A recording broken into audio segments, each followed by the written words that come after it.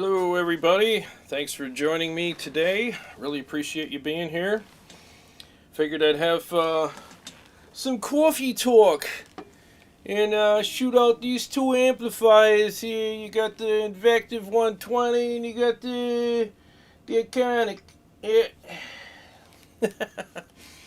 Thanks Steve Shaheen for allowing me to use your amp again. I really appreciate it. And thanks again for joining me. Sorry I'm late. I was having connection issues. I had to go restart everything in the house, restart my computer, the router, all the crap, and hopefully that fixed it. Seems to be a trend these days around here. So yeah, it's going to be interesting to see how these two stack up because, the Invective is, Misha Mansour's, amp, and it's supposed to be like for gent stuff and supposed to be really aggressive and stuff. And according to some people, the Iconic is only good for 80s stuff. So we're going to find out how the Iconic stands up against a gent amp and something that's made for modern gent metal type stuff. So yeah, it's going to be really interesting. And, I'll definitely share my thoughts here. And looking forward to hearing your thoughts on it. I'm going to do a couple of new mixes today. I wrote these songs years ago in a band I was in, and I actually kind of, TJ Richardson and I sat down a couple weeks ago here, and I just kind of consolidated them into some smaller versions with, more simplified for mixes for the show. And I'm relearning them, so I'm just going to play them live today. And if I screw up, forgive me. I just want to do these. There's no leads in these. I'm just going to do rhythms. Just for fun. See how it works. I'm trying not to bore you guys with the same mixes all the time. So ones without mix or solos are easier for me to just learn and do. Jeremy Vareo, Ben Burnett, what's happening? Warm Chord, what's up, Jay? What's up, guys? Aaron Buckrell, sorry. Awesome gear tour video Kyle made. Very impressed. Oh yeah, Kyle's gear tour was, I watched that this morning. It was freaking sick. What's up, Kyle Bull?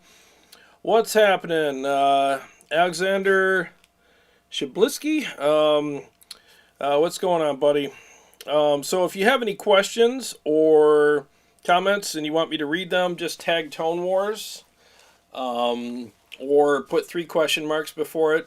Or start your question or comment out with Jarrod's the greatest guitar player on the planet. No one will ever be better than him. And I will definitely read your comment. Ben Burnett says, Tone Wars, the truth is you were cutting the sleeves off of a new shirt. That's why you really... That's right. Just cutting them off now. Let's see here. Warm Chord. Tone Wars, hey buddy, let's hear some chugs. Yeah. Yeah, this thing doesn't chug at all, man. Ha ha! Son! Yeah, well, we'll see. We'll see, son, in a second here whether or not this thing chugs. So let me just do a couple riffs on each amp. So I'm on the green channel on the 5150, and I'm on the Rhythm Crunch channel on the Iconic. Let's just hear how they compare.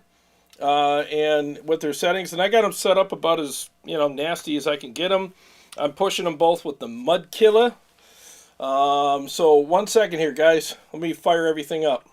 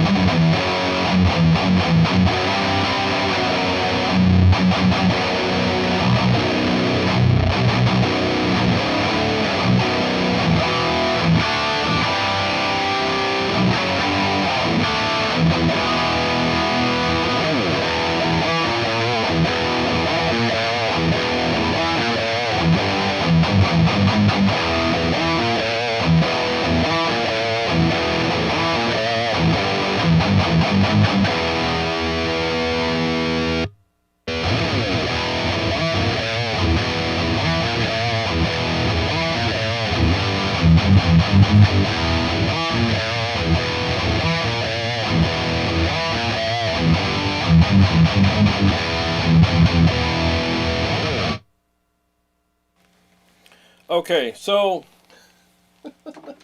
all right, so what I'm hearing in the room and through my in-ears and all the other stuff, does the 5150 chug? Yes, it chugs. Okay, it chugs. Okay, there's nothing wrong with the chugginess of this amp. It's got plenty of low end. I got the speaker cabinet right behind me, and it's just freaking, I can feel the air it's pushing. So it totally chugs, and honestly, it has more aggression than the Gent amp so far on these channels. Again, I'm on Crunch on the Invective, and I'm on channel 1 on the Iconic, and there's more texture, there's more aggression. So depending on what you want, if you want something that's got a little more of a rounder, softer top end, then you'd want to go with the Invective. If you want something that's got more aggression and texture, then you want to go with the Iconic. So far, that's what I'm hearing and feeling in the room. So let me play a couple mixes here. Oh, by the way, Scott Scraps, what's going on, buddy? He said, dude, oh, thanks for the super chat, by the way. He says, dude, you could chug the chords to Louie Louie for about 1 minute, then post that clip with a S-eating grin to shut up a certain internet troll. Yeah, I mean, I think you guys all know what he's talking about. By the way, yeah, I'm thinking about doing a video addressing some of that stuff. So, put in a star if you guys want me to do that, and I will. Yeah, just put in a star. That's all I need to see, and if I see enough stars, maybe I'll do that video. All right, so let's do a mix here. It's an old song, and let's do. Let's start with the Iconic. The Iconic on the Crunch channel, and just see how this sounds. I hope I don't screw this mix up.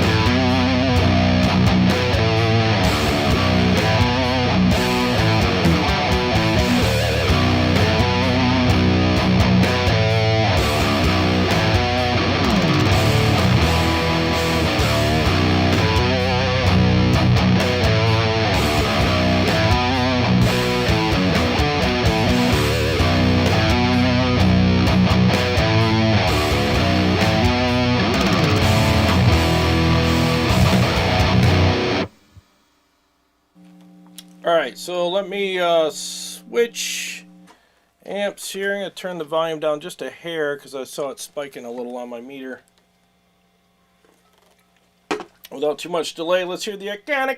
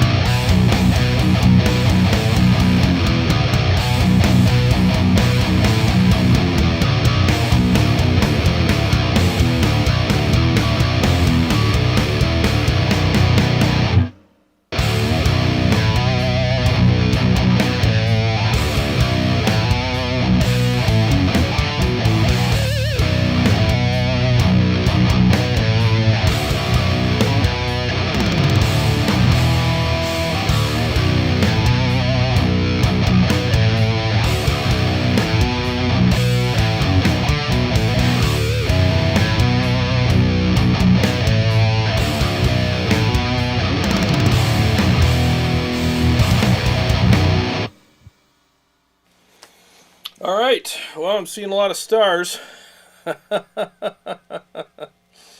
Oh, man, well, yeah, I need to see some more stars if you guys want me to do it.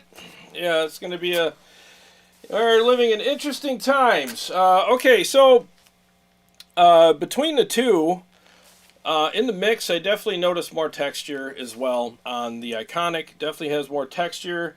And the, the Invective was rounder. Again, whatever your taste is, you'll pick one over the other. I'm preferring the texture. You guys know me. If you watch the channel enough, you know I love textured amps. I love all that texture and that aggression, and I'm really getting it. And again, I'm on the green channel on the Iconic, and it's got plenty of aggression. So again, if people say it doesn't do modern metal, it totally does modern metal, no problem. And I don't have any extreme settings here. I got the lows at 2 o'clock, mids are dead nut center, just a hair over, and I got the highs at 1 o'clock. You know, got the gain at 3 o'clock because I like gain. Gain's my friend. So yeah, I mean, it just sounds freaking amazing. The Invective also sounds really good. But so let's do this. Let's switch the Invective to the lead channel, which has more aggression. Let's see if the lead channel, how that compares to the crunch channel on the Iconic. Let's see how that goes.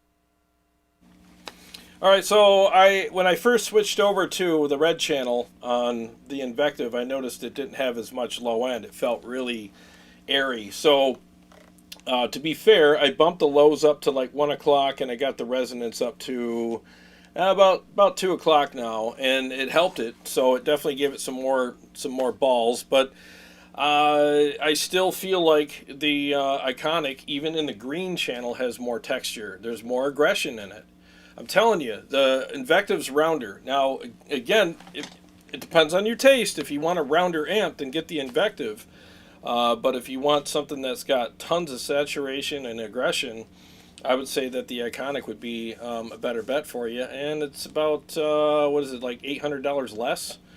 So, now one thing I will say is I love the features of the Invective. I love the fact that it has MIDI. I can switch the channels just by pushing my Helix here. I can switch all the channels. I don't know if you can see the lights changing on it, but it's switching channels right now as we speak. And that is a good feature. I love MIDI. It really does make a difference. You can, switch channels on the Invective. You got to get or on the Iconic, but you got to get a special cable for it and all that, and it'll probably work with MIDI or a gizmo or something like that. But it doesn't have MIDI, so that's one of the things that I understand that they didn't do because of cost reasons, and I totally respect that. I really do. It's not a big deal, but some people don't care about MIDI. Down here in the basement, I mean, sometimes it really matters, sometimes it doesn't, depending on what I'm doing, but I would love to have that feature on the amp, but again, I'm just being honest. I love the MIDI on the Invective, but I love the sound and tone and feel and aggression and texture that I'm getting out of the Iconic more. I just do. Every time I play amps, I always veer towards the more aggressive amps because I just love a lot of texture and aggression. They're more fun to play. They stand out in a mix better, and your tone and aggression and texture of the amp stands out in the mix better as well. It doesn't sound so flat, So I really think that having that in an amplifier is important, because it really helps all your stuff stand out more. And it seems like the more modern amps that are coming out nowadays have more aggression and texture in them. It's just a normal kind of thing, So let me see if I missed anybody's the law. What's going on, Jamie? What's going on? GM Iron used to be Homie D Clown. What's going on, buddy? Good to see you here. What's up, Paul Smith? Hey, sorry I missed your call yesterday. It's been nuts. I'll give you a call today. Sorry about that. Jeremy Vareo, EVH certainly not sucking. Dude, I'm telling you, it's a good amp. I mean, for the money, you can't beat it. Seriously. I mean, right now, as far as I'm concerned, it's kicking the Invective's ass as far as texture and aggression and my personal taste, what I look for in an amp.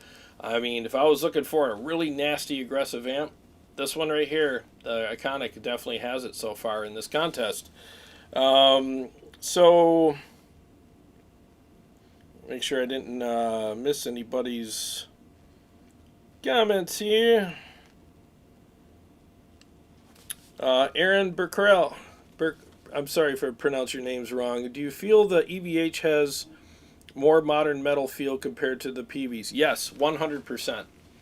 Yes, the Peaveys are rounder, and I don't get me wrong, Peavey makes great stuff. Don't get me wrong, it's all a matter of taste. But for my personal taste, I just think that if I was choosing a battle axe, this one's a little heavier and a little sharper. It's just going to do more damage. This one's more blunt. The Invective's a little more blunt. And again, depends on what you want. But I seriously, I honestly can tell you right now that the Iconic is more modern sounding than the Invective so far. It just is, because more modern tones, they have more texture in them. They're not rounder. They're actually more textured and more aggressive. That's just the way it is now, So if you want a rounder amp, go with the Invective. If you want all the nastiness, right there. Let's do another mix. Braxel, what's going on, man? He said, I forgot the guy's channel, but he makes a case over and over again. but what I hear is good. I must have missed something here. Alexander should play the iconic with presence set to 3. See if that balances the sizzle texture. A lot of guys heard the iconic with the presence down. Yeah, you know what, Alexander? Thanks. I'll give that a try right now. 1 second.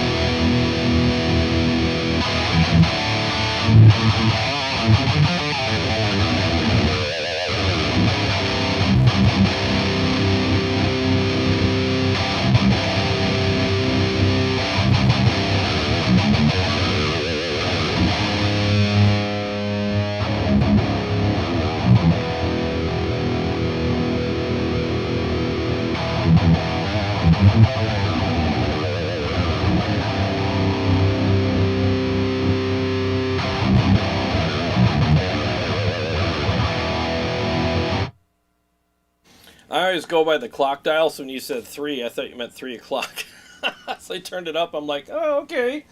Yeah, I mean, I got it at 4 right now. I mean, yeah, if you want it to sound darker and you want to get rid of some of that, some of that sizzle, if you don't like it, you can turn it down to 3, and it definitely takes it out. But then now it's sunk in the mix a little bit, and you need some of that to get back in the mix. And let me mess with the high, the treble and the presence real quick.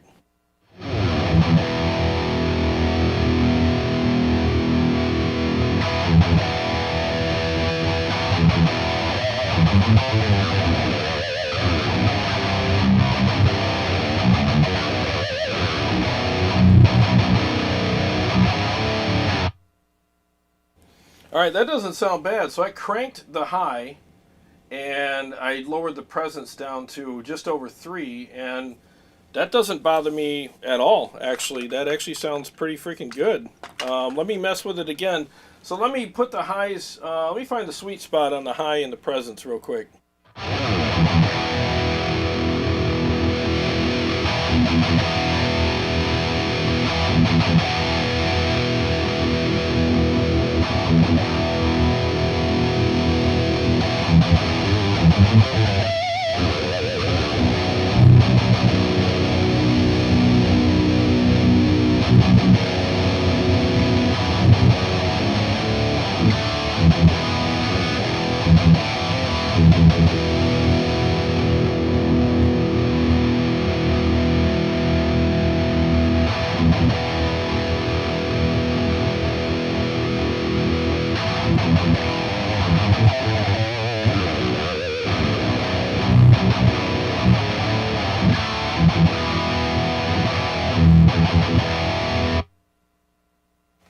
All right, I think that sounds phenomenal right there. So I got the highs at, I'm going to go by the numbers on the dial. Just past 6, and the presence at 4. And I think it sounds thick, beefy, and I'm not hearing any fizz. I don't know about you guys, but I'm not hearing it. It's great with these knobs. There's a lot of good tolerances on these knobs. You can move them to places that you're usually not comfortable with, and it still works out pretty good for you. Yeah, I think that's a pretty good setting right there.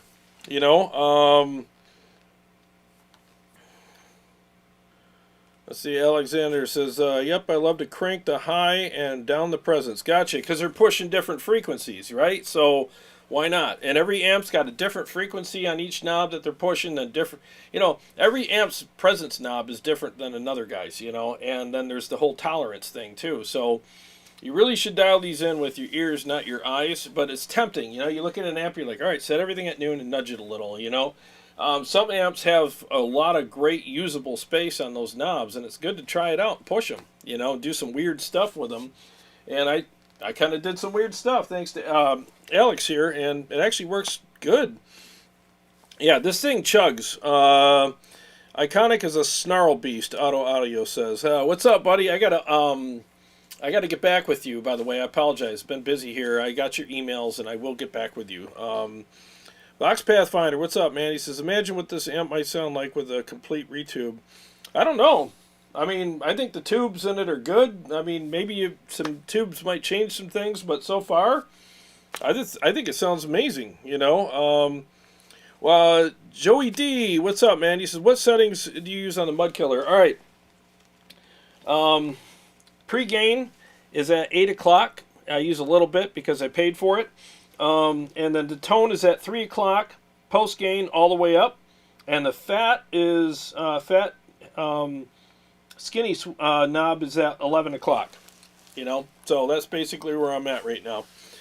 All right, so let's do another mix that I just learned how to play, and I'll probably screw up.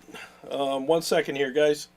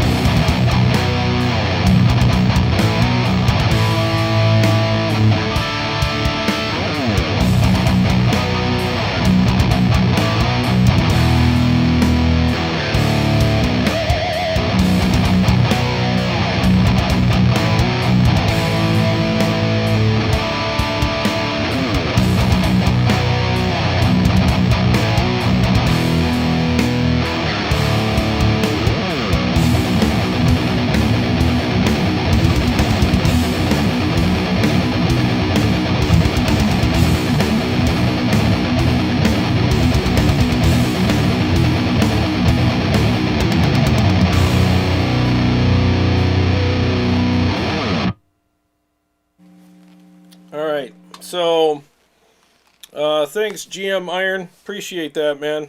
I'm glad you're enjoying the new mixes. Yeah, the one I just played, there's a longer version of it with a solo, but I got to write that yet. So I made a shorter version for the, for this kind of stuff. And yeah, so I'm just literally playing them for the second time. I played them last night to check them, and I'm like, all right, these will work, So anyway, more aggression again on the Iconic and softer.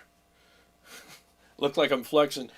More aggression here on the Iconic and yeah, softer on here on the the Peavey. You know, so, but yeah, so that's kind of what I'm feeling. I mean, both of them are great. You know, I mean, great amps. It just depends on what you're looking for. But yeah, I mean, with the new settings here, I might have to nudge the volume a little on the Iconic because I brought some of the presence down. So let me volume match these again. Just give me a second here.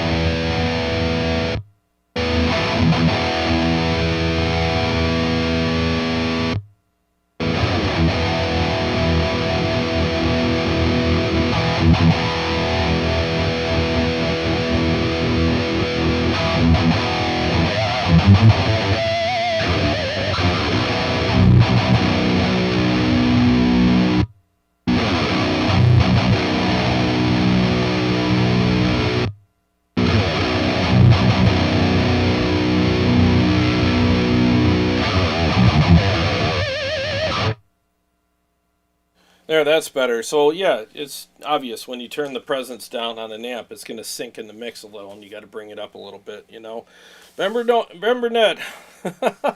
Haha, son! I'm telling you, the Iconic chugs. It's your boy Ben telling you that the Iconic chugs. It does, man. It chugs, son.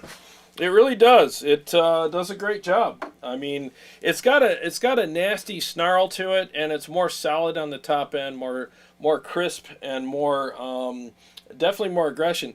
I'm not hearing fizz. I'm not hearing annoying frequencies at all. I'm hearing great texture and aggression. So whatever it's got going on over here, it's not bothering me at all. And honestly, again, I think it's kicking the Invective's ass when it comes to modern metal. It really is. I would pick this right now. And before anybody starts calling me a shill, I don't even own this thing. This is my friend Steve Shaheen's amp, you know. But I'm probably going to end up buying one. Not having one sent to me for free. I'm probably going to buy it because I'm not a shill. Not to say that people that get them for free are, but there's all this stuff going around like, oh, all these shills talking about this amp being good. I'm not trying to get in good with EVH or anybody. I don't, you know, I'm just an honest channel. I'm just telling you what I'm experiencing here, and I'm telling you right now, this amp is kicking ass right now, especially for the price. I mean, everybody's worried about inflation and all the crap that's going on right now and stuff, and if you want to buy something that's affordable, that sounds great. I mean, the more I play the Iconic, the more I'm digging it, you know. You know, you just got to get that price out of your head, you know, because a lot of people are like, it's too good to be true. Well, so far, it's not. So far, it's kicking a lot of ass here. I put it up against the Peavey 6505 Plus the other day and the Archon 100 American made, and in my opinion, it sounded better than both of them for what I look for and for what I do. Depending on your taste, you might agree or disagree with me. But definitely is a great amp. Steve Venchek, what's going on, man? He said, I have Iconic, it's awesome. I also have the Invective mini head, won't get rid of either of them. Next on the list is Savage Mark II. Hell yeah, all great amps, you know. Let's see here.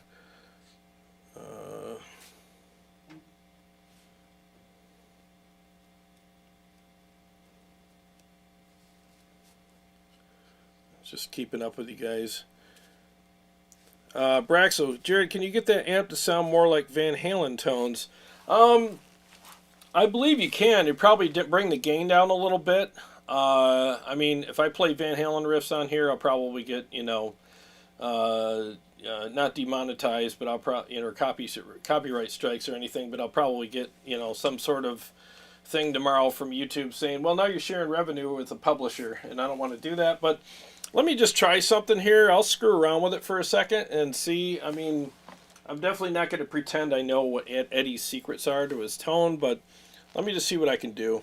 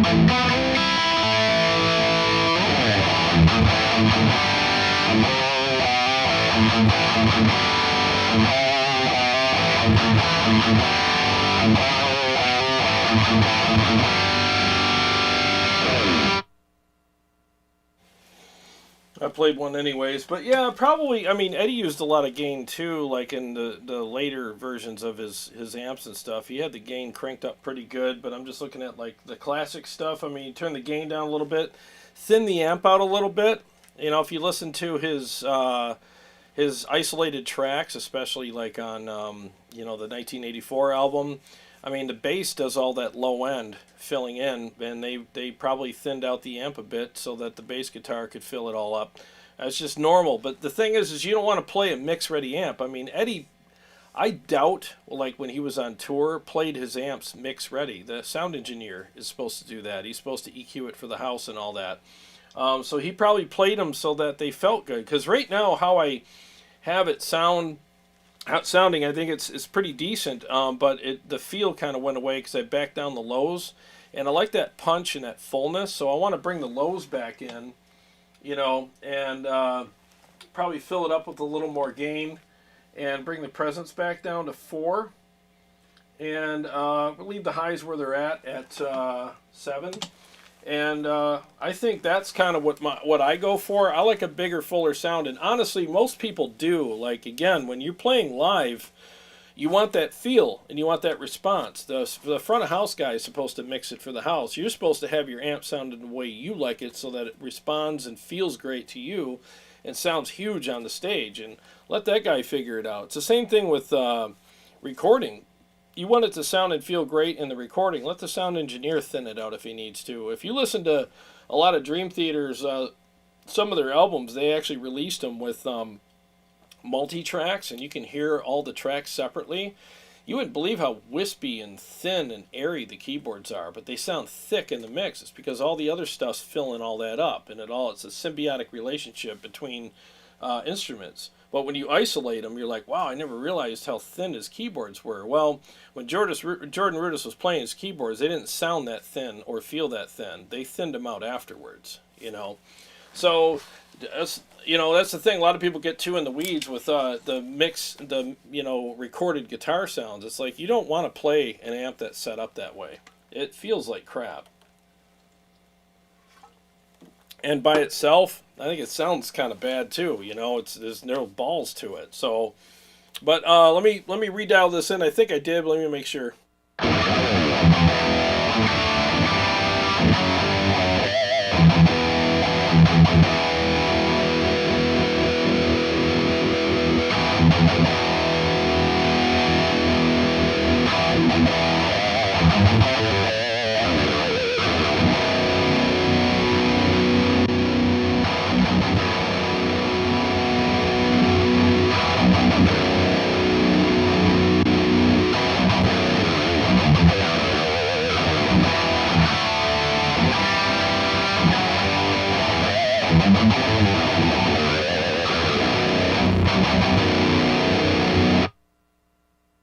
Yeah, anybody who says this amp doesn't chug needs their ears cleaned. Let's just do a couple of my typical mixes here, and maybe I'll do a couple more, you know, elaborate ones. 1 second here.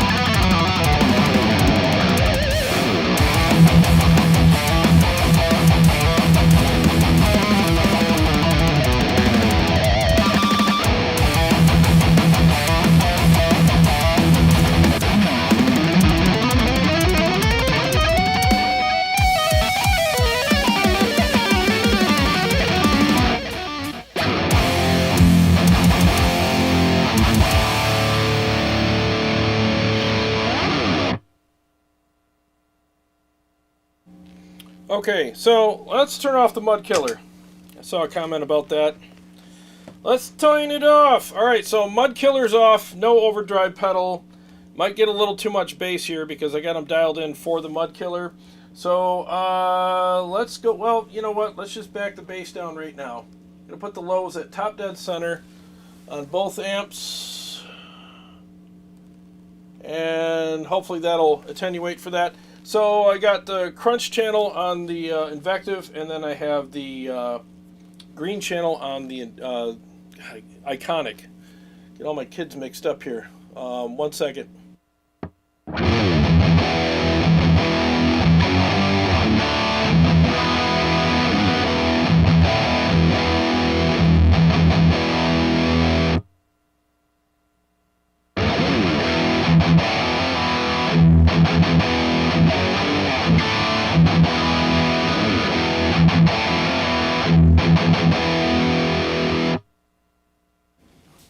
Clearly, the Iconic's tighter. Clearly. Now, I can easily, you know, let's do this. I think the Iconic could use a little more gain since I turned off the pedal. And there's a lot of usable gain on channel 1. So let's just go ahead and turn that all the way up there. And I think maybe we can bring the... There it is. Let's bring the presence up a little bit on the Iconic as well, and see if it can get that little more aggression now that it doesn't have the, you know, the overdrive. And let's see. I mean, I got the gain. Where am I at here? Oh, these freaking nabs. Yeah, I got the gain pretty much cranked on the crunch channel here, and I'll boost the highs a little and the presence a little on the Invective and see if that helps it. And I'll bring the resonance down. Maybe that'll help it a little bit too. All right, let's see now.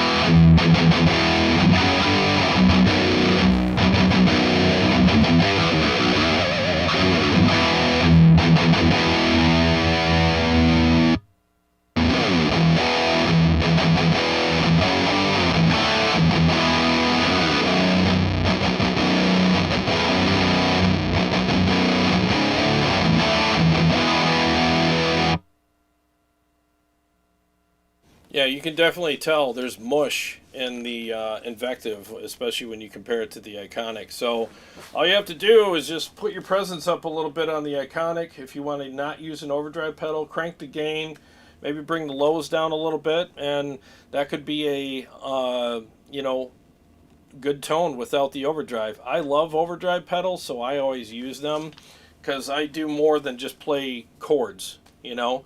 There's always this conversation about, oh, a good amp doesn't need an overdrive pedal. That's the stupidest comment I've ever heard anybody say. It's stupid. Stop saying it. It's a dumb, stupid, idiotic, ridiculously dumb, head up your ass comment. Stop saying it.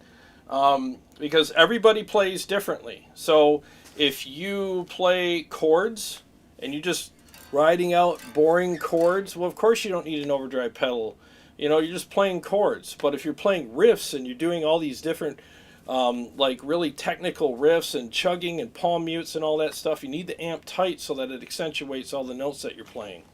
Solos, you need that extra bite and aggression and attack and sustain and stuff like that too. So, you know, if you're, you know, playing basic bitch stuff on your amp, then yeah, you don't need a freaking overdrive pedal. So leave the guys alone that are playing more advanced riffs and stop saying that they don't need one. Just because you don't need one doesn't mean they don't. It's like telling a race car driver, you don't need all that great, I don't need all that suspension and fairings and, you know, all that expensive fancy stuff and the aerodynamics on my car. Why do you need it? Maybe it's because of going 205 miles an hour around a track surrounded by 30 other cars. And you're a grocery getter, you're just going back and forth to work and soccer practice and all that crap. So, yeah. So if you're playing soccer practice riffs, stop making fun of the guys that are going around the track Mach 10 with their hair on fire. All right? Thanks. The more you know. Let that little star thing go by. Yeah, great. Public service announcement. All right, so let's bring the presence back down. You can tell I haven't had all my coffee yet today. A little cranky. I'm going to bring the gain back down a little bit to like 3 o'clock. And the highs definitely back down. Well, no, I can leave the highs up. And I got to, oh yeah, I got to add a little more bass again because I'm going to put my overdrive pedal back on. Because I don't play like a basic bitch. It's nice. Son! Alright, so let me bring the resonance back in here. The lows back in a little bit.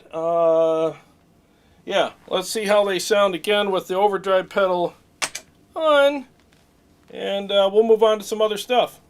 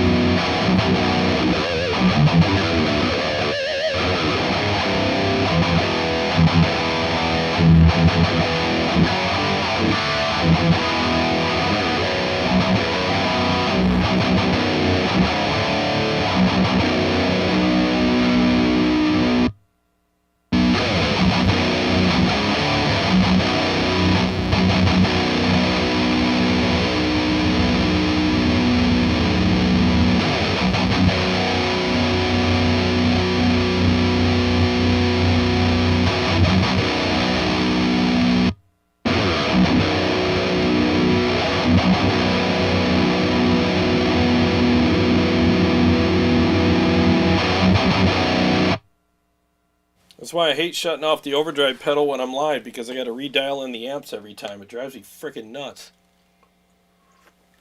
And then the volumes get all screwed up, but hey, whatever. It's the way it is. But yeah, so without the overdrive pedal, by far, the Iconic is tighter. So, just so you know. Christopher, what's up, man? Thanks for the super chat. Appreciate it. Let's start out with one of these bad boys right here. Yeah, one of these bad boys. Yeah, thanks, buddy. Appreciate it. Let's see here. Aaron Buckarell says, yeah, I never understood the whole amp shouldn't need a boost thing. Yeah, it's stupid. It's like the dumbest saying. Every time I hear that, and I get guys that say it on my channel, a good amp doesn't need a boost, you know, and then I click on their channel and I watch them just to see where they're coming from, you know, not to make fun of them, but just to see, okay, I wonder what this guy's, to get some perspective. And every single time, every single time, every single time, this is what I hear when I click on their channel and watch their own personal videos.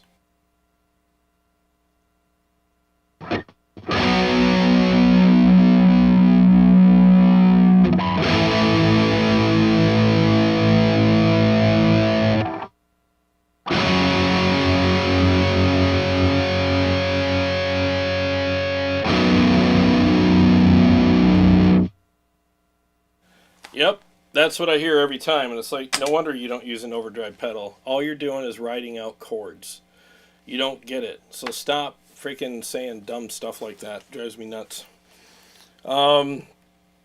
It's seriously, it's the way it is. It really is, you know.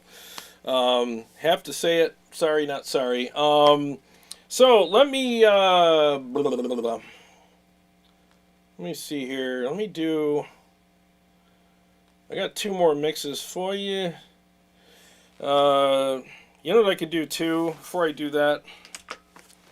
Let's go to the clean channels. 1 second here.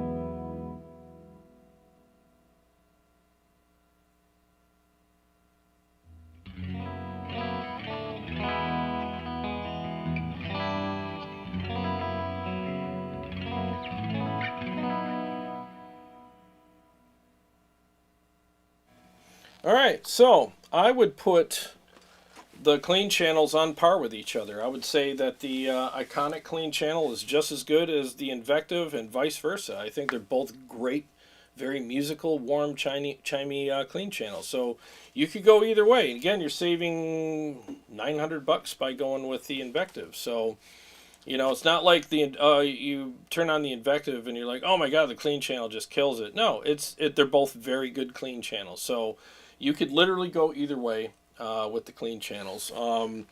So let's see here. Alexander, we appreciate the tweaking. The volume matching has been fine, man. Thanks. I appreciate that very much. Yeah, I don't mind doing it. It's just sometimes, you know, when you turn off the overdrive and you got to redial in the amp, you're like, where did that knob go again? You know, so I hope you guys don't mind that. Let's see here. Ben Burnett, Tone Wars, can you run the Iconic through another cab? Just curious. Yeah, you know what? Let's run it through the Zilla, where I have a DV77 and a Vintage 30. I just have to unmute those mics. I just got to find them. What is it? The R10 and i5, I believe. Hopefully this will work. 1 second here.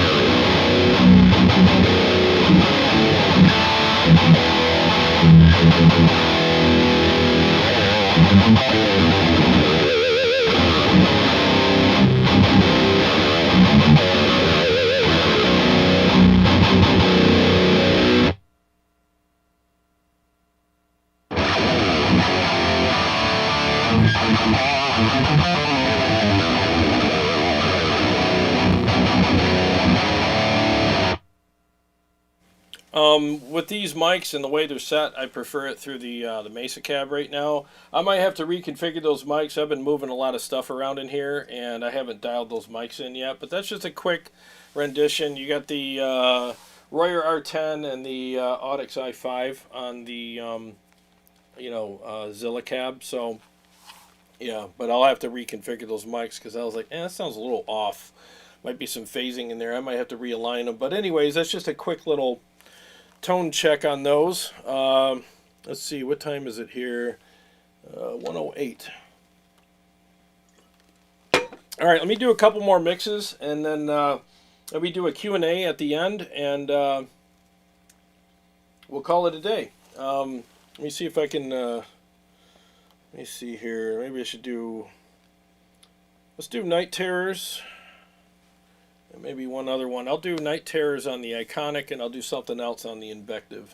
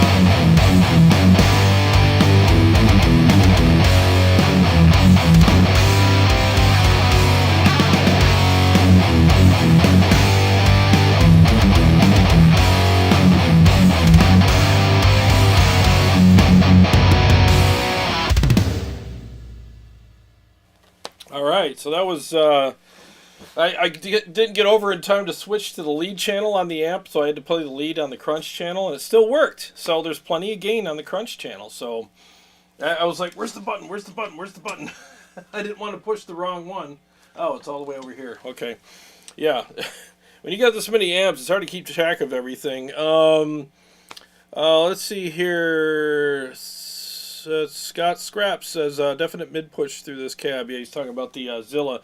Yeah, I got to realign those mics. Like I said, I've been moving stuff around, and I wish I could have all the same mics on all the same cabs, because then I could give you an actual definitive shootout with them. Because as soon as you get a different mic on a different cab, now you have two variables. But it is what it is. I'll realign those. I haven't used those other cabs in a while, so. Steve Venchek, diesel cab. I'll switch to that in a second for you. Yeah. Aaron Buckrell says awesome bass tone in this mix. Goes great with the heavy guitars. Thanks, man. Yeah, it definitely is a lot of good stuff going on in there in that mix. It's a lot of fun to play. Let's see. Captain Macario says I got both of them. They're great amps. Yeah, they are. They're both great amps. They really are. Angry Tones, what's your favorite? Favorite amp? Probably favorite amp is going to be the Ingle Savage and the Stealth. 100. But I mean, they're both really freaking nasty, awesome amplifiers. But I would be happy to add the Iconic to my wall of amps, no problem. I mean, literally, I think it could sit comfortably in this wall of amplifiers and belong here and not be out of place. I mean, the more I play this amp, the more I'm impressed by it.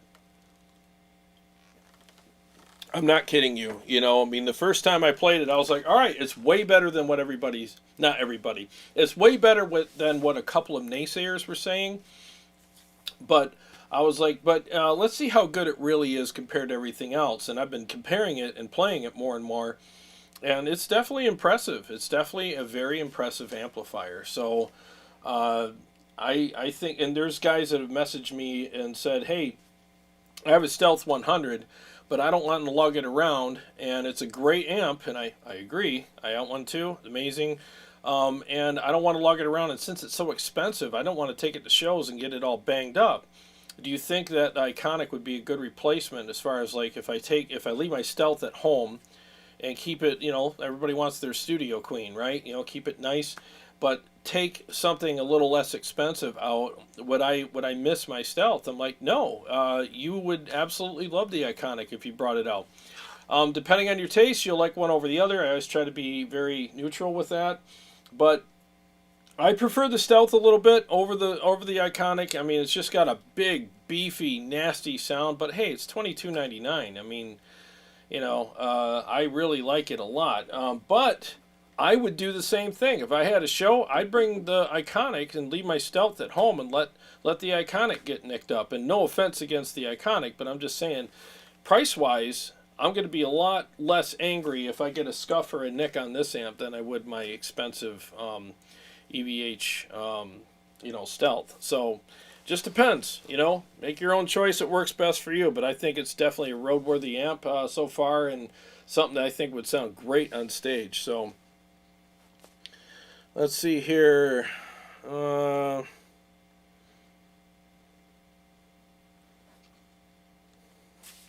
GM Iron, the Iconic has been deemed worthy to sit at Jarrod's round table. Awesome. Yeah, I mean, it really. I think it's definitely, again, the more I play it, the more I think it's definitely worthy of being on this wall, son.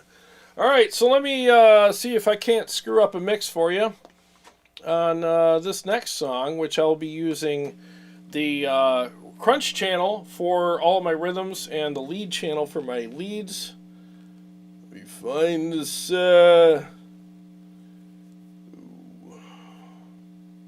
This is always a tough mix to do. I've been practicing. Let me see here.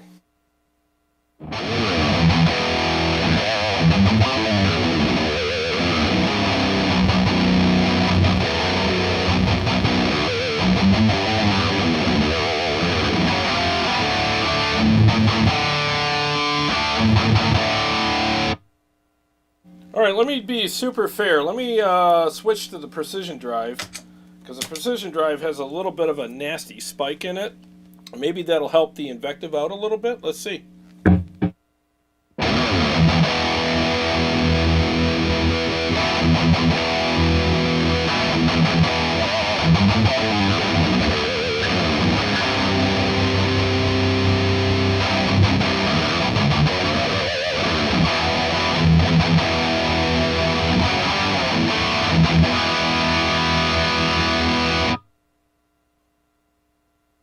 Not a huge help, but I'll keep it on for this mix and just see. I think it's still a great pedal and, you know, combination with this amp. So here we go.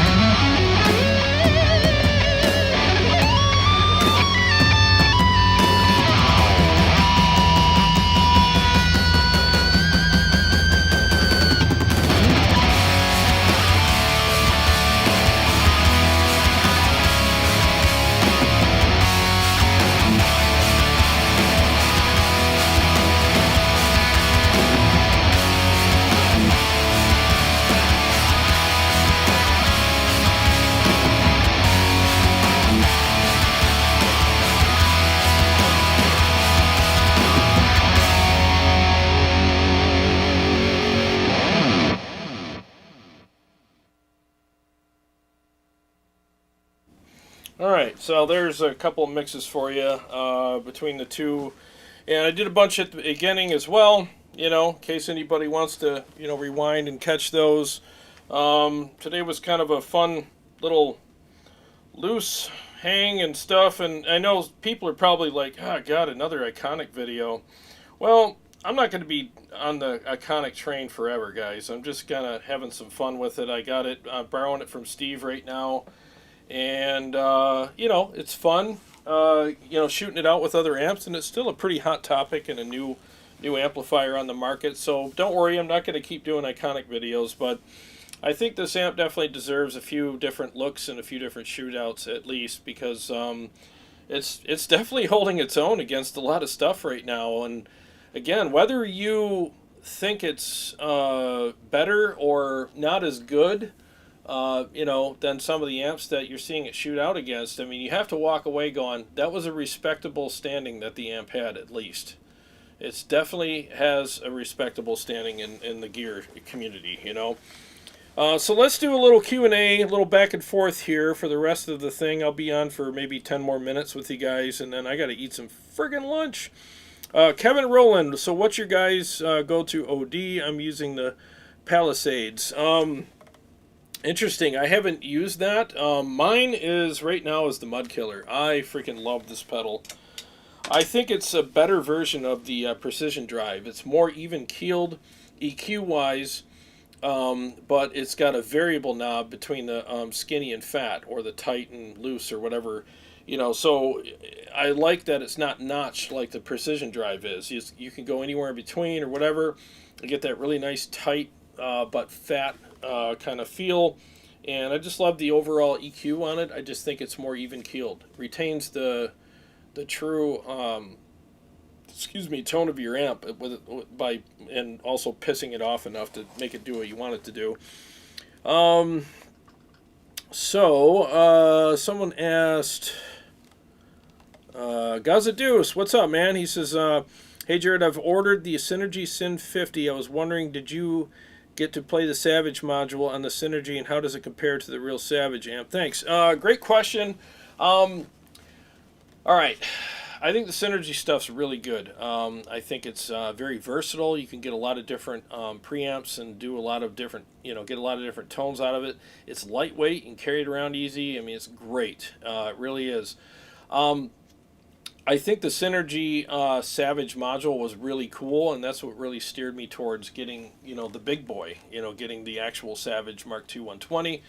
And when I got the Mark II 120 and I played them against each other, I think the overall voicing is very close between them, but there's a thing that I was getting out of the 120, this big, full sound. It's kind of like when you pull up to a red light and two other cars pull up next to you. One's like a Honda Civic and another one's a classic Camaro, SS, and they just have a different sound. And I'm not being derogatory with the Honda Civic or whatever comment, but I'm just saying, like, you can tell when a big amp is coming on. I mean, it's just got that low end and that fullness and that big fat punch and that ground pounding kind of thing. Where with the Synergy stuff, the voicing was there, but I didn't get all that fullness like I got out of the real amp. So, but I think in a recording, I think it would sound great. On stage, with mic'd up and all that, I don't know if most people would tell the difference, but I play most of my amps in the room most of the time, so that really matters to me. So it really depends on how you're using it. Someone asked also,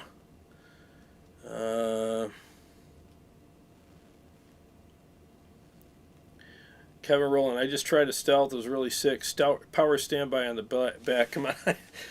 I know. I wish they had those knobs on those switches on the front. Let's see. Someone was asking about how it compares to. Okay. So Steve and Kenny, what do you guys think of the Iconic versus the 6505? I just shot them out the other day in a live stream, so go ahead and check that out. I felt that, okay, so let me just give you the quick and dirty on that. Iconic has more texture and a more modern sound, nastier top end, better top end, more solid. It's not as fizzy and soft as the 6505 was. The crunch channel on the Iconic mopped the floor with the rhythm channel on the 6505. It wasn't even close. I mean, the rhythm channel on the 6505 needs to be updated. It's completely unplayable if you're playing modern metal or even classic metal or rock. I mean, it's just kind of mush, and it doesn't have a lot of aggression. It's flyover country for me. The clean channel on the 6505 definitely needs to be updated and be more musical. It's decent, but I preferred the more musical, chimey, and warm version of the clean channel on the Iconic. And as far as the red channel on both, like the lead channels on both, I feel like the 6505 also needs to be updated. It's too classic sounding for me, unless you like the classic stuff. Fizzy and soft, but not in a bad way. It just has, everybody's got different top ends. Some have really aggressive and grainy top end with tons of texture. That's what you're hearing on the Iconic. And some amps have a little bit of a fizz. Some of them sound kind of staticky. It's just this thing that they all do. I prefer the aggressive top end and with lots of texture that you're getting out of the Iconic. So I just feel like channel for channel, And definitely dollar for dollar, pound for pound, the Iconic was a better amp. But you should shoot them out for yourself and make the best decision that works for you. You know. Let's see here. The Hoppo, what's up, buddy? He says both amps sounded great today. Oh yeah, I still like I like them both. Again, it just depends on what you're looking for. I think either one would work for you, but it's just amazing that an amp that's almost $1,000 less than the Invective is keeping up with it, and honestly, for my taste, it's kicking its ass as far as the aggression and more modern sounding tone that I'm getting out of it. And it's a lot of fun to play. There's a lot of great feel there and response. So it wants to be played. Captain Macario, Star. Okay. You guys, seriously, guys, if you guys want me to address the issue, I'm not going to bring it up here, like talk about it, mention any names, but you guys know what I'm talking about. There's a pretty big trolley kind of issue going on about the Iconic right now, and I'll tell you what, there's a lot of disingenuous things being said, and I got the receipts. So there's a lot of stuff being said that I think is not fair. The thing is like, it's okay to goof on something and have a little fun and be humorous, and have a good time on YouTube. I mean, it's supposed to be entertaining. Otherwise, it would be boring, right? No one would tune in. I'm all about that. I goof on people and stuff all the time, and I try not to do it in a mean-spirited way. But when you do it in a way where you're disparaging somebody's reputation, their legacy, their name, the company they work for, and the products that they make, that's where I draw the line. And plus it's not humorous anymore. It's not even a funny joke. It's more of you're clowning on somebody in a way where it's derogatory. I mean, we have all had girlfriends, we all, wives, whatever, and there's jokes that they'll laugh at, and there's jokes you'll get slapped for. And we all know what that is, and there's a line you don't cross, and especially in a public space where everybody else can see it.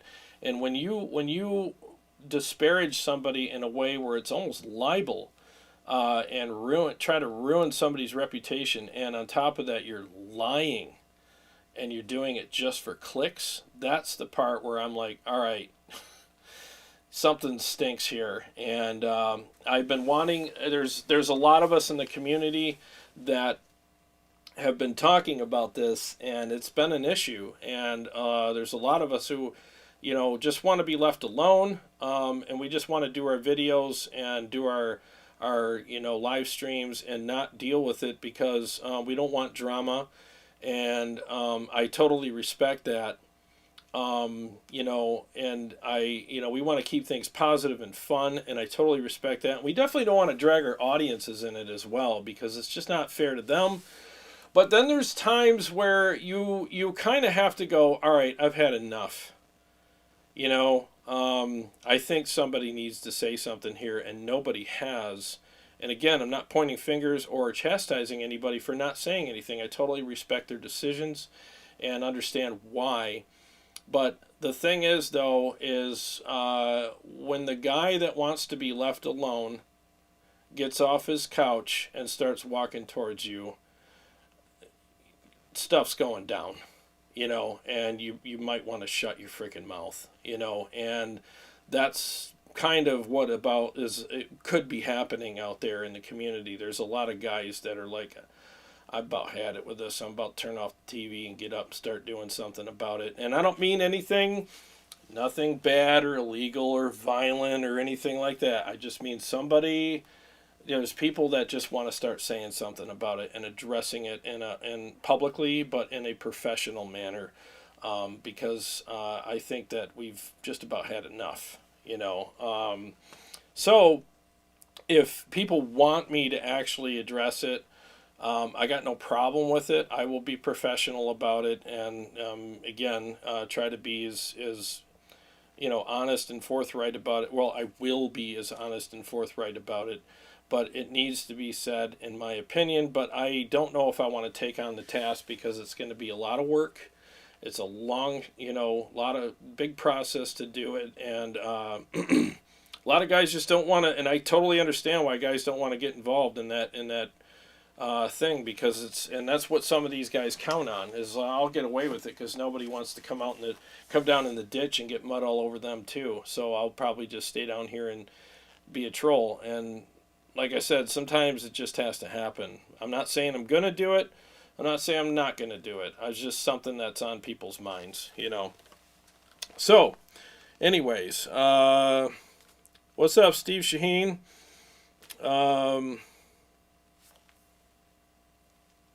Let's see here. Scott Scraps, any chance you could shoot it out with the original Peavey 5150? Yeah, if I can get a hold of one. I put out an APB on Facebook a couple weeks ago about it, and didn't get any responses. So hopefully somebody around here will allow me to use theirs. It's hard to get people locally to help you out. It's kind of sad where I live. Most people are just kind of into themselves. And there's exceptions to that, and those people know who they are, but most of the time it's hard. It's like pulling teeth to get any help from anybody around here, unless it benefits them. But Ben Burnett, diesel cab, did I miss it? Oh, all right. Let's see here. Ben Burnett, Steve Kenny, I think that if the Iconic was $15.99, everybody would be loving it. But at $8.99, it won't work for the cork sniffers. Give them a blind test. Yeah, that's the thing. That's why I do a lot of blind tests here, because you're right. That's a really good point. A lot of people just associate price with quality, and it's not always the case. It really isn't.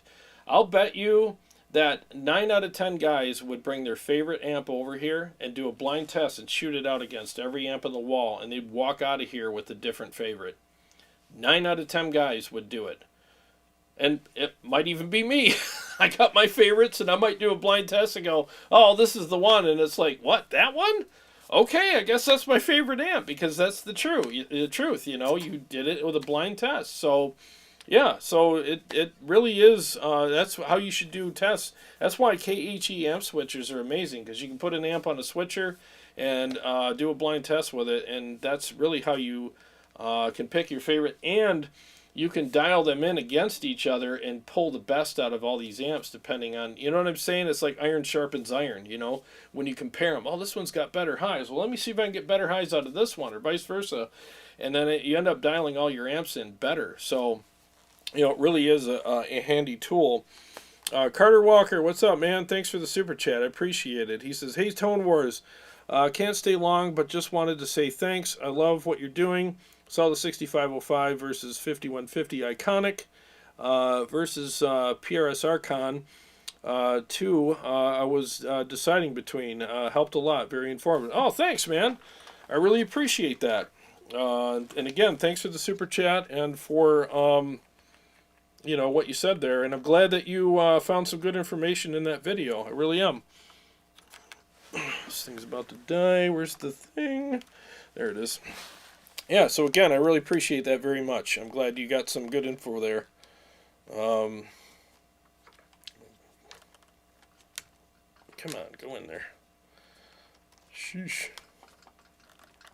Alright, so, Flux, sorry I'm late. So glad I caught this. I'm looking at the KHE switcher, the one with the effects loop. Yeah, dude, just do it. Dude, Marcus is a great dude. He makes great stuff. He's easy to work with, and I'll tell you, it's a quality product. And you can trust your amps with it, It's just such a good switcher. I could switch through 8 different amps and 4 different cabs with mine, and I bought another one so I can do 16 amps on it, and I'm adding it to it, and it all works via MIDI. I mean, it's just so freaking cool. I'm switching amps with my Stream Deck. That's the thing that's nice. I mean, and I switch, the Stream Deck actually controls the KHE amp switcher. It's very versatile, very easy to use, and you can combine cabinets with it as well. So you can actually have 2 cabs at once with it, and you could put an attenuator on it and attenuate all your amps at the same time. It's just, to me, it's the best product. It really is. So just, I'm telling you, get it and tell Marcus I said hello, because it's an amazing product, really is. Braxel, Jarrod, what is your opinion on the Marshall 1950 900 watt amp? Good question. I've never played one, so it would be hard for me to give you an opinion on it. I definitely don't want to speak out of turn, you know. But if I ever get a chance to have one on the show, man, I'd love to play one of those old Marshalls just to see what all the hype's about. You know, they're probably pretty cool. You know, I wouldn't mind trying one out. Good question. Let's see. Source Compile Studios. I'd take any of the Peavey 5150 variants over the Iconic. The Savage 2 there destroys any of them, including the OG 5150 block, which I own both. Well, I mean, you're definitely, I mean, I respect your opinion. If you prefer those amps over the Iconic, then definitely stick with those. I mean, they're all, everybody likes different stuff, you know. There's a Jack for every Jill out there, you know. But it might behoove you to shoot them out. And I'm not trying to talk you into buying the Iconic, because it doesn't affect me either way. But I always try to shoot things out. I mean, I used to have opinions about things, you know, just based on maybe some stuff I've heard or seen on YouTube or whatever. But I learned quickly by having the KHE switcher and doing the show for 3.5 years now that I don't know until I put it on the switcher and switch back and forth, and that's what tells everything. It reveals everything, and it's amazing what I've learned. It really is. But again, I respect your opinion. Let's see here. Alexander says the contrast is where the fun begins. Yeah, man, it's fun putting them up against each other. I mean, it's, you know, UFC fighters, when they practice, they don't just go up against you know, a punching bag or you know, somebody who's just starting out. I mean, they're practicing and rolling and boxing with people that are just as good as them, so that when they get in the ring, they're prepared for that stuff.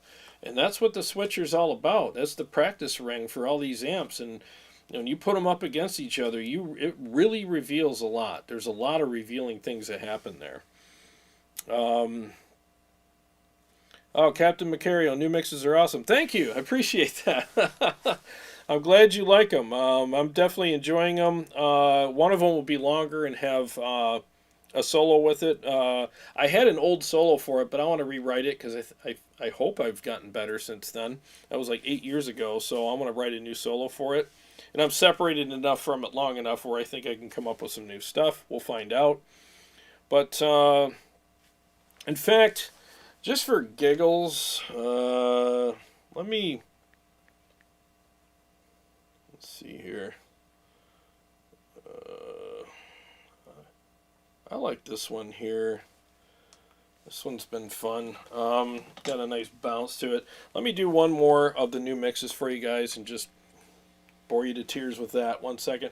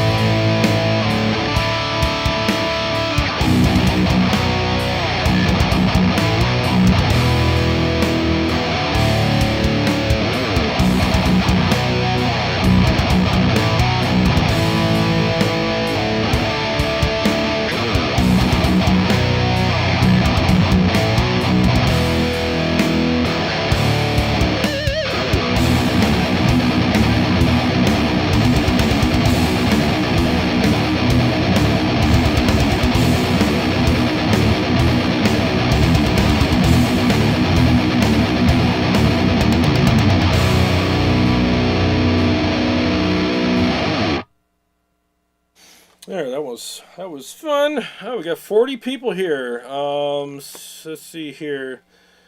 Let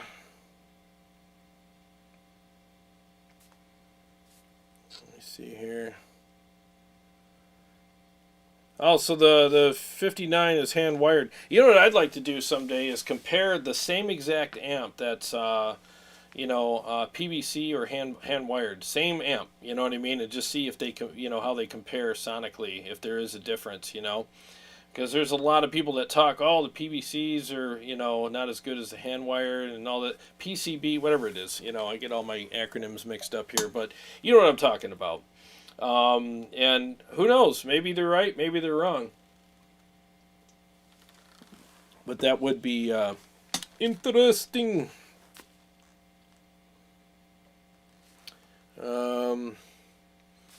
GM Iron says, going to try running the Iconic and Stealth and stereo with 2 EVH cabs. 7 cable Helix because the TV broke. Oh man, that would be oh my god, you're going to knock your house over with that. Let me know how that goes, dude. That'd be freaking awesome.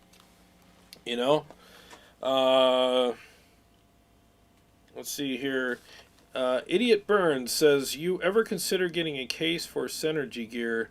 Yeah, I had one. I had the Gator case, and I put 2 Syn 2s in it, and had 4 modules, and I had those little grills in between, and all that, and yeah, it was pretty cool, and it was very easy to set up. I had everything. I used those colored nuts and washers and everything, and then I colored, put the same color strip on my cables, so when I got to a gig, I didn't have to read anything. I just go yellow, yellow, green, green, red, red, so on and so forth.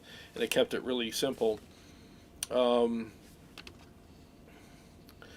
it sounded awesome. Thanks, man. Appreciate that. You know what? Let me do one more. I'll do that other one, that other new one as well, with the Iconic, and be here for a couple more minutes, and we'll call it a day.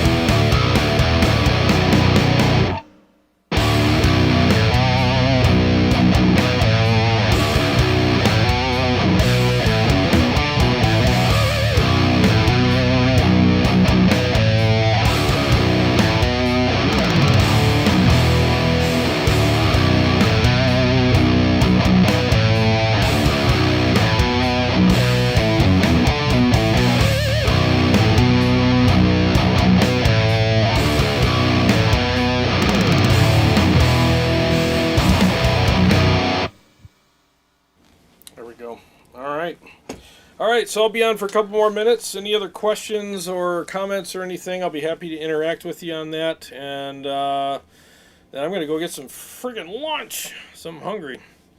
Killer squeals. Yeah, man, this amp squeals like a pig. You squeal like a pig. You sure do got a pretty mouth. Yeah, it freaking does it, man. Goes full deliverance.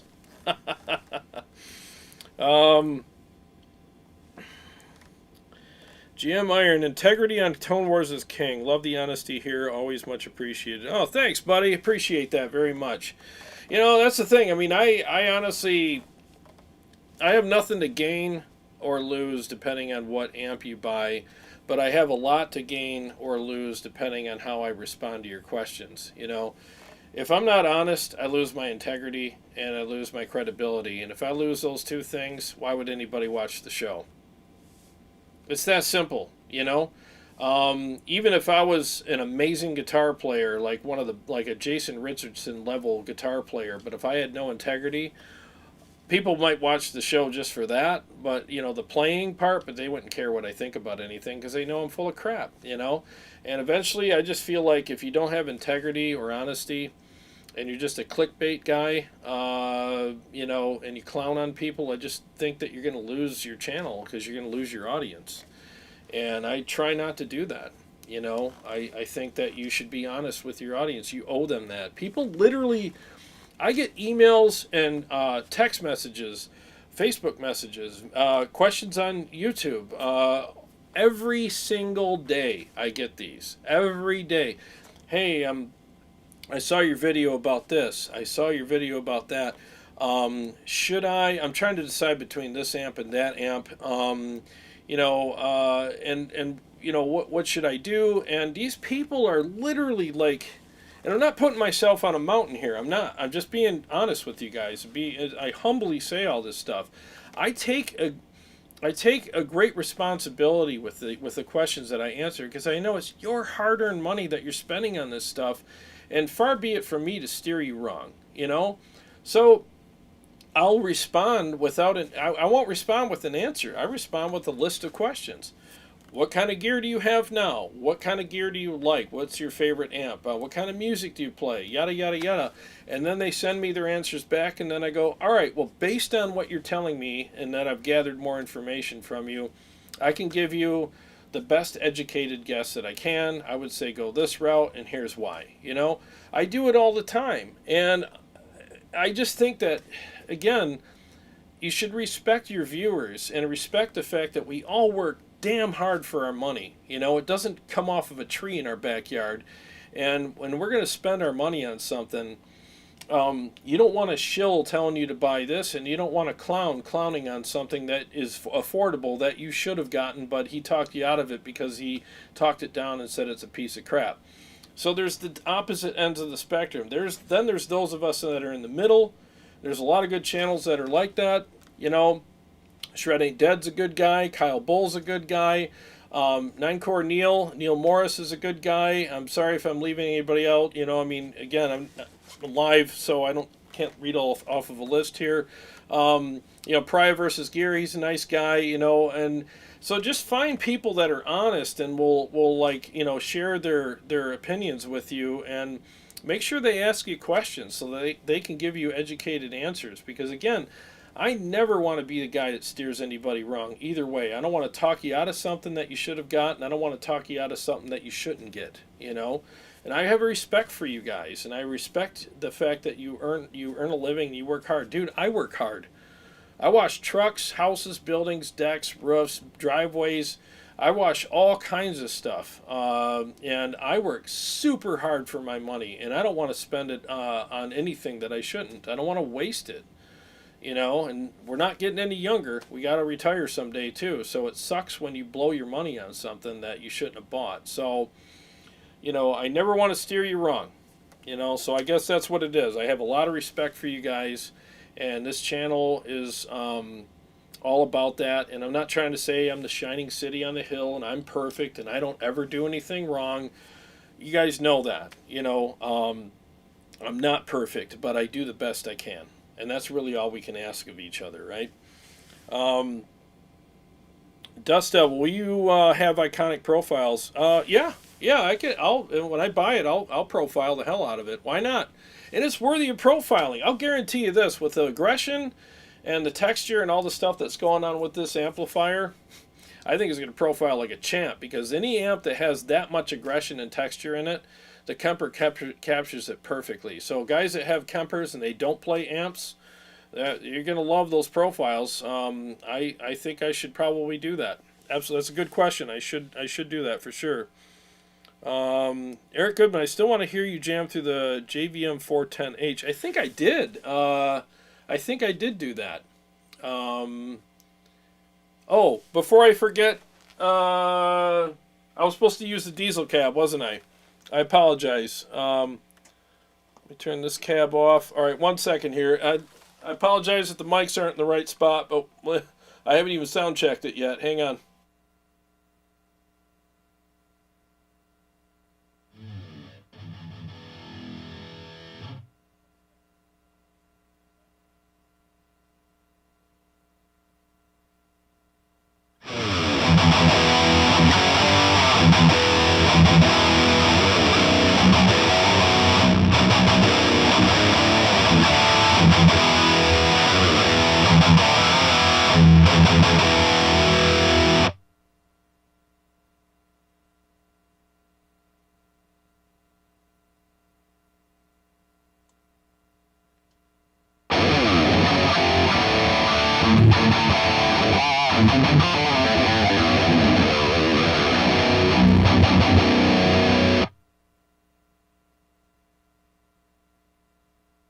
Yeah, I got to reposition those mics. They're in a really bright spot. See, there's a hole back here in the wall of amps, and I have to crawl through that hole to get back here to hook stuff up.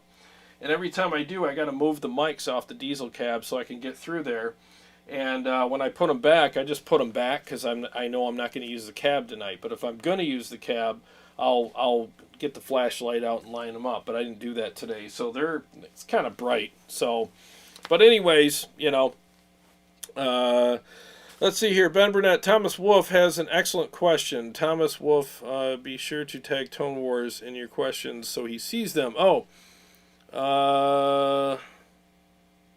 where is he? Oh, here he is. Thomas Wolf says, hi, Jarrod. I have $2,000 for an all-in-one solution. Should I buy an FM9 or a KEMPER, and $1,000 for backup? So, Engel Iron Ball SE 6505 mini head. What's your opinion? Oh, all right. So, you guys get to see me do this live. Okay, so you probably play metal based on what you're saying here. All right, so Thomas, let's have a conversation. What kind of music do you play? And let's see here. Go Fireball. Let's see. Yeah, so give me a couple answers here. What kind of music do you play? And like, what's your favorite amp that you've ever played in your life? Like, so I can have a baseline here. And yeah, so go ahead and tag me or put 3 question marks in front of your answers, and then we'll have a conversation live here, and then I'm going to go ahead and I'll get some lunch. But so you play metal, and give me your favorite amp. Like, give me 3 of your favorite amps, just so I can kind of get an idea. And is this for playing live, or is this for just playing at home, or both? So I'm just waiting for his response here. There's like a 20-second delay with the messages here. So we'll go ahead and figure this out for a second. Thrash metal favorite amps of 5150. All right. So are you playing at home? Do you play live? What are you going to use this gear for? We'll find out here in a second. Don't worry, I won't ask 1,000 questions. I'm going to give you guys the highlights version of how my emails go. And what do you use for a monitor system when you're live? Like, how do you listen to yourself? If you do play live in a band, how do you listen to yourself? Diesel Herbert, 5150 and 6505 plus. So last question is, how do you hear yourself live? Do you use in-ears? Wedges on the stage, all that kind of stuff. And do you play live or just at home? Live, home, live, in studio. Okay, all right, good. So, again, how do you, okay, so studio, sorry. So how do you monitor yourself on stage? In-ears? In-ears is the best way to do it.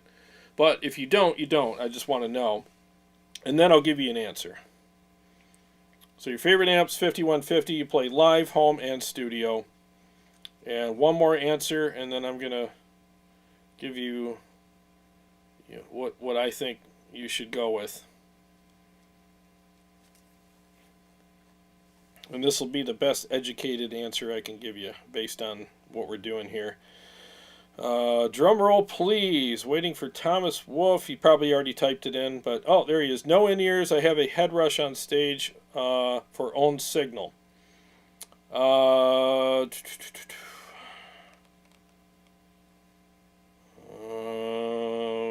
in-ears. Okay. So, first of all, I would get rid of the head rush. I think it sounds nasally, and it's just not a good representation of guitar tone. It's a terrible speaker. No offense, just giving you the raw truth. I've shot them out many times. Every time I play through a head rush, I'm like, yikes. And the reason why I say that is you're going to dial in your tone. Let's say you're using a digital platform. Let's say you're using a KEMPER. You're going to dial in your tones on your head rush because that's what you listen to it through at home, right? And then you're going to take those same tones and send them through the front of house. And the front of house guy is going to go cross-eyed trying to fix it to make it sound good in a mix and in his room because you're going to be dialing stuff in on a nasally speaker. And I use this analogy all the time. Like, you know, we all have girlfriends, wives, whatever, and they don't put their makeup on and do their hair and all that stuff in a dirty mirror covered in filth. I mean, the mirror is spotless and clean and everything else, so they need to see everything properly. Now, if they did do that in a dirty mirror with a bunch of stuff all over it and they couldn't see properly, they would probably look like a Picasso painting walking around, you know. So that's kind of what's happening when you dial in your tones on a I'll just say, I'm just being honest here. We're just dudes, right? So on a crappy speaker, you know. So get a better speaker. I would say at home, if you're going to practice at home, get a good pair of studio monitors. The LP6s are great I always forget the name. I have them right here. Cali Audio LP6s are phenomenal. I use them upstairs all the time. The IN8s just came out, which are even better. The LP6s are like a couple $100 for the pair, and they sound incredible. Even Glenn Frickard likes them. So what does that tell you? So get a good pair of studio monitors for at-home practice on your digital platform, and your tones are going to be freaking perfect because they're flat. All these FRs, none of them are flat. I've already tried them all out. I don't have anything to do with them anymore because every time I play anything on studio monitors, it sounds way better. So get that, and I would just use if you're gonna go live and you need a cab to hear yourself with live, get a better cab, something that's like a wooden enclosure. Again, the Friedman. It's a bit muffled, but it's definitely better than the head rush. Or get the KEMPER cab. You know, so if you're going to go digital, go KEMPER, because the KEMPER is only as good as the profiles that you have in it, and the FM9 is only as good as the models that are in it. The difference is you can't buy different models, but you can buy different profiles. So you can find some profiles that really work well for you. And I'm telling you, the KEMPER is the way to go. It's got great effects. It has like tons and tons of options out there. If you like 5150s, go get a bunch of 5150 profiles and use those. And I'm sure you'll find some that you like. And just don't get involved in the option paralysis, and then just pick a couple that you like and just stick with them and play a couple shows and see how it works. And I always talk to sound guys after the show and ask them their honest opinion of my tone, and that'll help you steer in the right direction. But I would get a KEMPER if you're going digital, and I know you'll love it. It's great. You can they have Rig Manager. It's all updated. It's very easy to use on your computer, and they have a mobile app now you can use on an iPad, so you don't have to crawl around on the floor like a yoga student, messing around with it. Get the KEMPER stage because it's all in one unit. You got the foot switches and everything. You're going to save money. It's going to be a lot easier to operate. And when you do get it, let me know, and I'll email you some free profiles that I made and help get you started. Amp wise, and this is tough because the thing is with the amp. So wait a minute. What's your budget again? Make sure I'm not screwing up your budget here. Go back.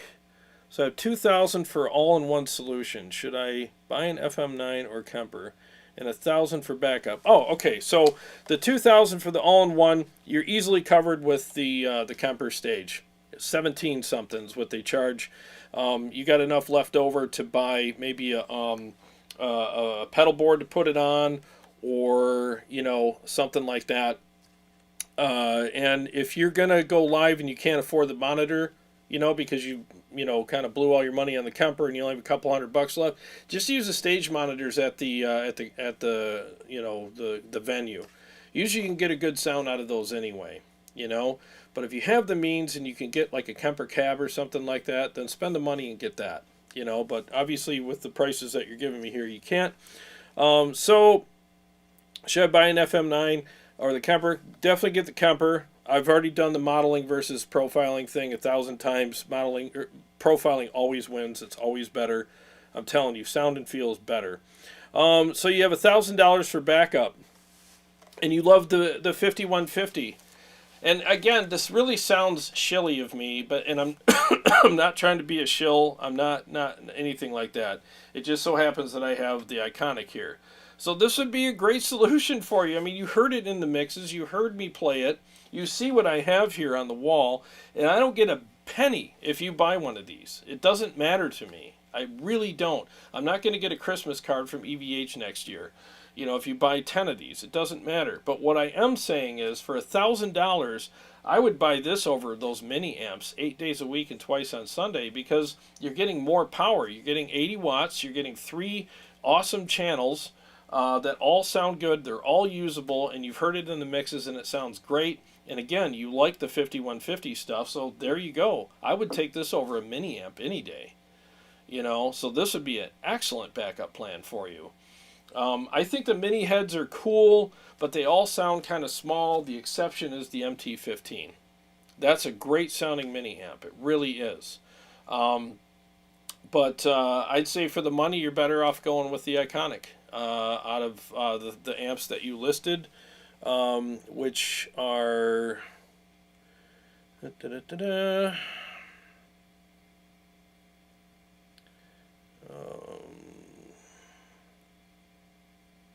Sorry, things are flying by me here.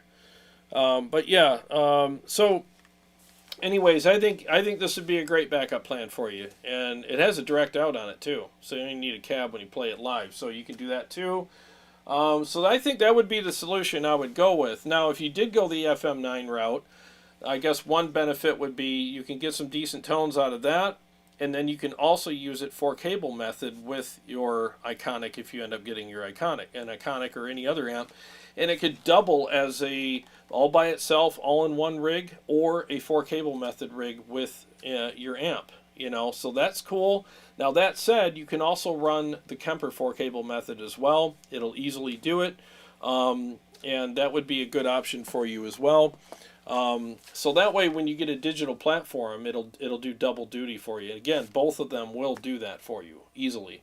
So I hope that answers your question. But I would definitely not play it through the head rush. What I would do is take your extra money, because you're getting a KEMPER for 17 something. You got a couple $100 to spend.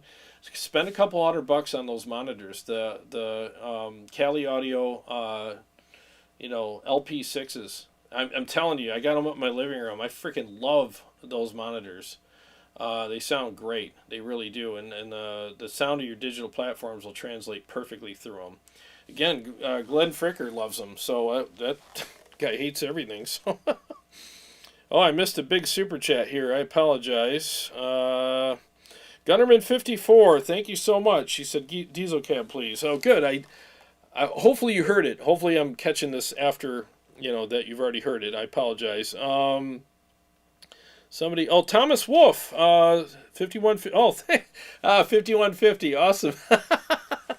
Thank you for the super chat, dude. I really appreciate that. He said, thank you so much. Well, thank you. It was a pleasure doing this, and I like this kind of stuff, and I hope that you got the information that you needed. So to sum it up, get a pair of LP6s, get a KEMPER, and get the Iconic. And I think that will all fit within your budget, and I think that you're getting the best bang for every single penny that you're spending. You're getting the best bang for your buck. You really are. And just use the studio or the stage monitors when you play live. They're usually pretty good, and they're definitely better than the Head Rush. And I hope you're not offended by me saying the Head Rush is kind of a crappy speaker. It just is, And I get why people use them because of budgets and stuff like that. But yeah, they're just kind of So use the monitors, the floor wedges when you play out. And again, thank you so much for the super chat. Ben Burnett, I'll buy Iconic Profiles, and I don't even have a KEMPER. Oh my God, Ben, you're killing me. Ben Burnett, Diesel cab rips a lot more than the Mesa. That being said, the Mesa is really well rounded. Yeah, it just depends.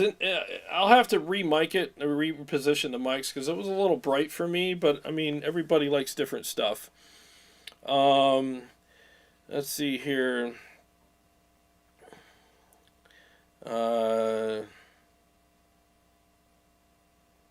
Yeah, Paul Smith says he prefers the Atomic CLR and the KEMPER cab. Yeah, they're just better. They're just better. Yeah, GM Iron says, I'm getting some great heavy bluesy tone 4-cable method with Head Rush and Iconic.